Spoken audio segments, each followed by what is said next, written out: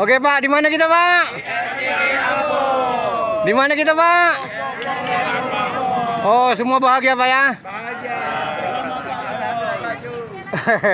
Dia tak langsung dari dermaga tuh kemari. Dia jalan tuh di gelombang pertama dia ada dermaga sana, agak lurus sejauh 3 km mula-mula. Berhenti dulu di satu kampung di sebelah sana, lepas itu ada gelombang di tempat lain. Mendorong kapal ini berbelok ke kampung kita sejauh 2 km. Jadi 3 kilo 2 km. Seperti huruf L terbalik dia lajunya nih. 3 kilo 2 kilo. Dan sampai kampung ini sebab sudah air terakhir atau air penghujung, paras air kita di kampung ini tuan-tuan boleh tengok tuh, bentuk gelombang di belakang sana. Itu ada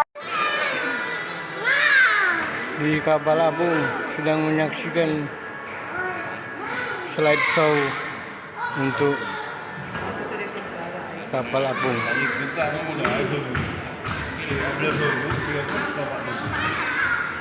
itu contoh saja. Nah, sudah berlaku 2 dah.